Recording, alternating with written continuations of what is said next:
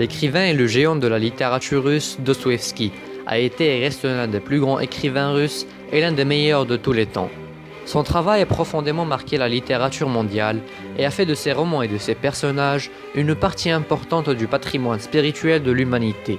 Il a de nombreuses œuvres qui sont considérées comme l'une des plus grandes œuvres littéraires de l'histoire, telles que Le Joueur, Les Frères Karamazov, Crime et Châtiment et L'Idiot.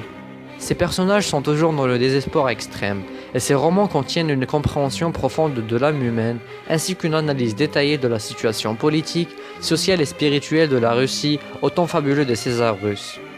Fyodor Mikhailovitch Dostoïevski, né à Moscou en 1821, il était le deuxième des 7 enfants nés de Mikhail et de Maria Dostoïevski. Son père était un chirurgien à la retraite, alcoolique et nerveux, et qui a servi dans un hôpital pour les pauvres à Moscou. L'hôpital se trouvait dans l'un des quartiers les plus défavorisés de la capitale, où se trouvait un cimetière pour les criminels et un orphelinat pour les enfants abandonnés. Cette région a eu un effet constant sur le petit Dostoïevski, qui a été influencé par la persécution et l'anxiété des pauvres. Il aimait marcher dans le jardin de l'hôpital où les patients étaient assis, il entamait avec eux des discussions et il prenait du plaisir à écouter à leurs histoires qui vont plus tard paraître dans ses fameux romans.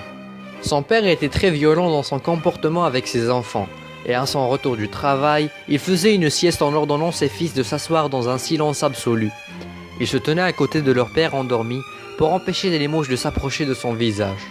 Peu de temps après la mort de sa mère de tuberculose en 1837, Dostoïevski et son frère ont été envoyés à l'académie de génie militaire à Saint-Pétersbourg. Son père est décédé ensuite en 1839, et bien que cela n'ait pas été prouvé, mais il aurait été tué indirectement par ses amis, où ils se sont disputés sous l'influence de l'alcool, l'ont attaché et versé du vodka dans sa gorge jusqu'à ce qu'il suffoqua. En effet, le caractère du père autocratique a grandement influencé les écrits de Dostoïevski et a été très clair dans le personnage de Karamazov, le père maléfique des 4 personnages principaux de son célèbre roman, Les Frères Karamazov. Dostoïevski souffrait d'épilepsie et sa première crise lui arriva quand il avait 9 ans.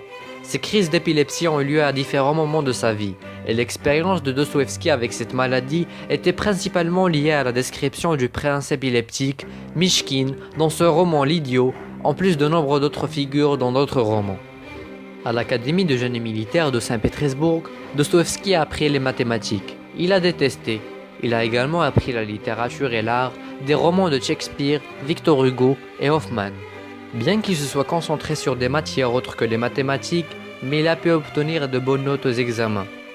Dostoïevski fut promu lieutenant en 1842. Il quitta alors la faculté d'ingénierie l'année suivante et décida de se consacrer à l'écriture pour qu'il écrive son premier œuvre, Les pauvres gens, qui fut publié dans un magazine et reçut l'approuvement de nombreux lecteurs, et fut ensuite publié dans un livre pour atteindre un grand succès pour que Dostoïevski devienne une célébrité littéraire à l'âge de 24 ans. Et puis se succédèrent ses écrits variés entre très réussis et moyennement réussis.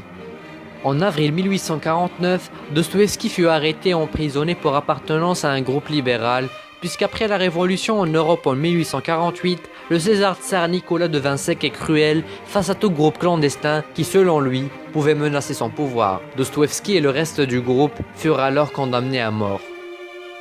Après une fausse exécution, au cours de laquelle Dostoïevski s'est tenu avec le reste des membres en attendant l'exécution, la peine de mort a été changée en 4 ans d'exil avec travaux pénibles à la prison de Katorga en Sibérie.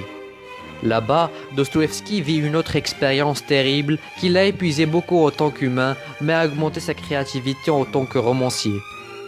Après son retour d'exil, son wagon créateur éclate pour mettre en lumière une collection des plus beaux romans de l'histoire de la littérature mondiale, et pour rester sur le trône de la littérature russe sans rival pendant de nombreuses années. Ses œuvres furent traduites dans la plupart des langues du monde, et la philosophie et la littérature de Dostoïevski envahissent ses horizons. En 1881, le grand écrivain Dostoïevski fut décédé, et ses funérailles ont été suivies par plus de 30 000 personnes. À ce jour, Dostoïevski reste le plus grand pionnier du récit humain. Ses romans sont véritablement une mine inépuisable de génie et d'inspiration, un voyage agréable dans les mers les plus profondes de la psychologie humaine.